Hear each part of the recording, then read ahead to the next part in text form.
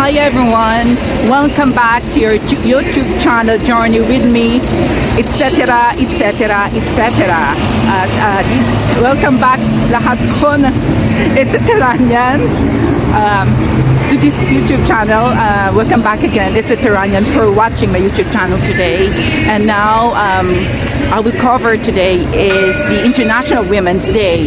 At the back of me, it's ongoing, the International Women's Day in Dublin city centre here in Ireland.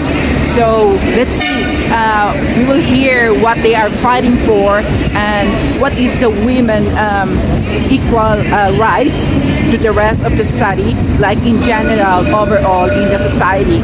So they are fighting, I think, for solidarity between the Russia and Ukraine, and they want to stop the violence, the gender-based violence, as well as feminism and basically peace. And according to them, this is a day of protests and strikes for the International Women's Day. So if you are just new to this channel, please don't forget to subscribe and press the notification bell for latest upload videos and vlogs. You're very much welcome to this channel, and thank you so much to all your support, etc.nians, and to all the new subscriber. Welcome to be family of etc.nians. Panoorin po natin sila.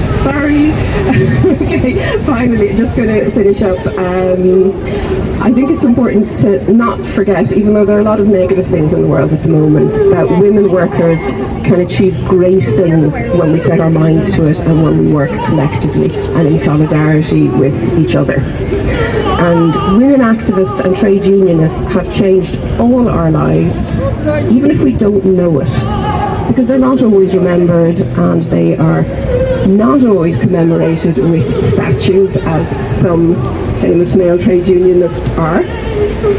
And just to finish up, I learned only 2 days ago that it was the laundry workers of the Irish Women Workers Union who in 1945, after a 14-week strike, they won all workers in this country the right to 2 weeks annual holiday. And there are many, many more stories like that about how women have changed our lives as workers, and I think we should be very grateful to them. So I just want to finish by saying thank you to those women who have actually changed and improved our lives, and to the allies who helped them with that. And let's make those women workers and trade unionists and activists proud.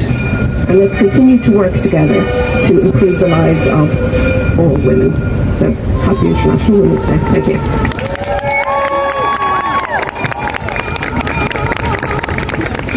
Thanks very much, Colette, and full solidarity to the Regina Shelley refuge in Belfast. Next up we have Haritha Olaganathan, who is a Rosa and Yari activist and student activist. So. We demand an immediate end to Putin's war in Ukraine. We stand for the right of the Ukrainian working class and all minorities to self-determination and the immediate withdrawal of Russian troops in Ukraine. The Russian revolutionary and socialist feminist Clara Zetkin in 1914 said that the twin sister of war is hunger. Its shrivelous, merciless hand knocks at the door of each family whose breadwinner is on the field.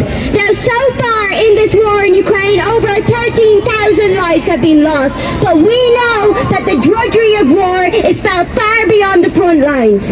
In 80% of the homes in the smallest of towns in Ukraine have been destroyed. As we have all seen images on social media of people from children to elderly to the most immunocompromised, and remember we are still in the middle of a pandemic here, searching anywhere for shelter from the falling bombs, from the underground metro stations in the bigger cities to underground car parks.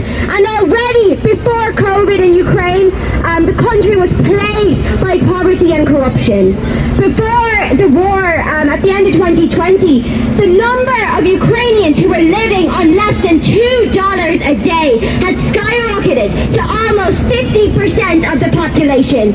And now it is clear from the desperate calls for basic necessities, from nappies to baby formula, that it is now the largely women who are left to fend for not only the running of this war-torn country, but also supporting their families, is really exposing that the brutality of this system knows no bounds. But it is the working class of Ukraine who, just like workers everywhere, have run society, facing more and more exploitative conditions during the pandemic, especially women workers, as Colette outlined, in the highly feminized sectors. These are the ones who are bearing the brunt of the war. Where the working class people in Ukraine are paying the price for this war, despite the fact that workers everywhere have zero stake in it. Putin's regime is the most overt attack on all Ukrainians in the most vile way. And we also must say that none of the imperialist powers have any interest in the health and safety of the Ukrainian working class. NATO is only there when it suits the geopolitical interests of the ruling classes of its nations. We can see how fickle their actual interests are in the ordinary people of Ukraine when they offered the extremely conservative President Zelensky a flight out. Contrast that with the millions of people struggling to flee Ukraine at the borders, and we have to say, especially the people of colour who are facing torrents of racism on top of this. This war is tied to Putin's regime, a bloated sense of strength, as his regime are moving closer to an alliance with China. So of course, attacking Eastern Europe is a real pressure point of interest against Western imperialism. But it really shows that war and violence is endemic to this system, right? Capitalism that isn't organised around the wants and needs of ordinary people or society, but rather organised around profit.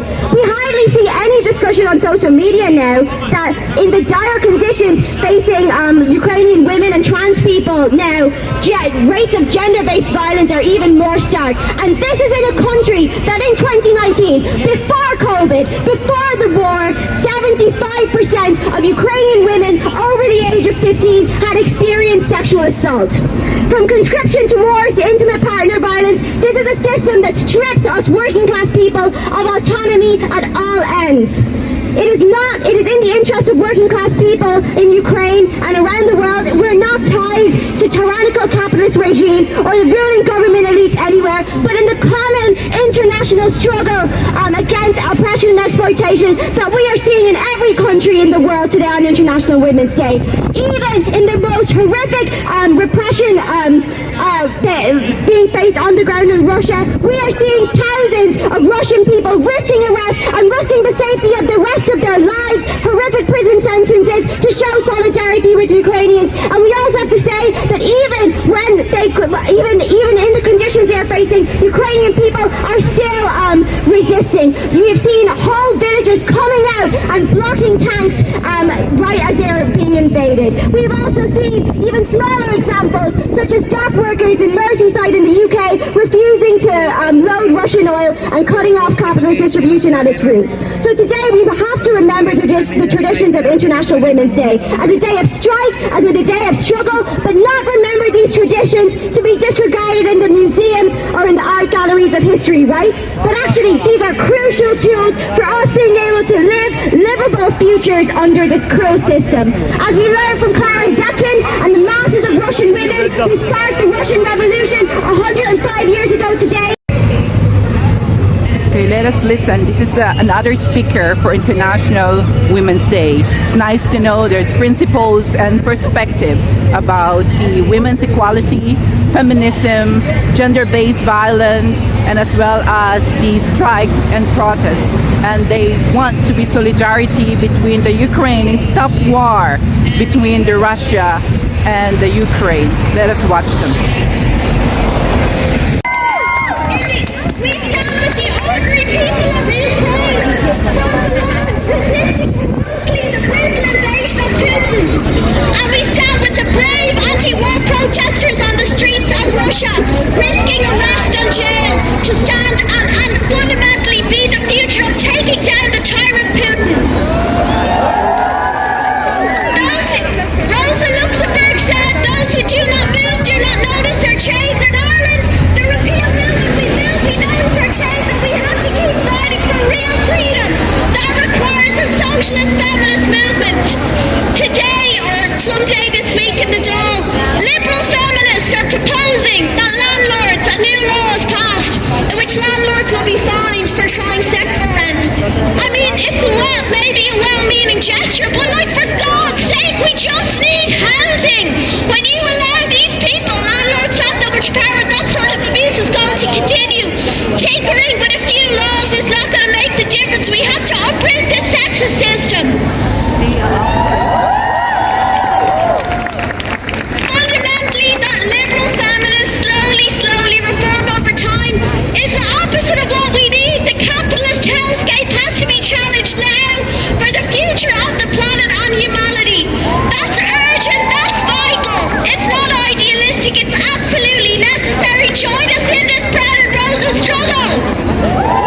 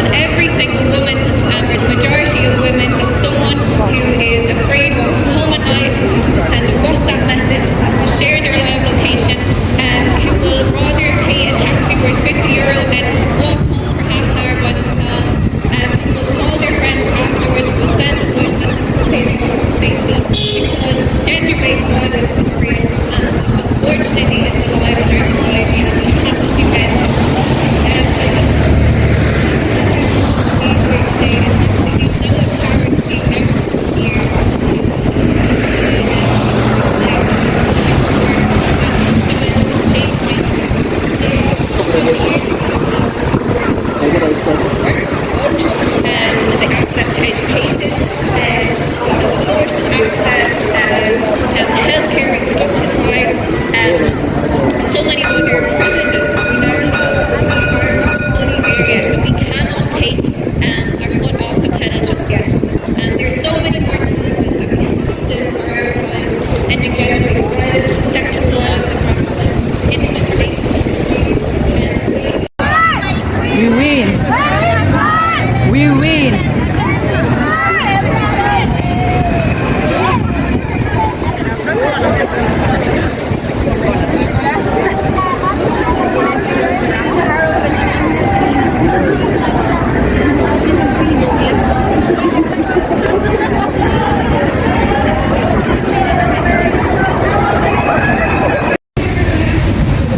Hello again, and thank you so much for watching etc etc etc by Juliana Soria.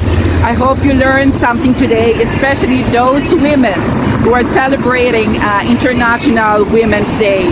So we are in a power, all women, shout to the world that women power for today, for the International Women's Day. Maraming salamat po sa panonood nyo at patuloy na patangkilik dito sa etc. etc. etc. etc. Hanggang sa muli po. Bye!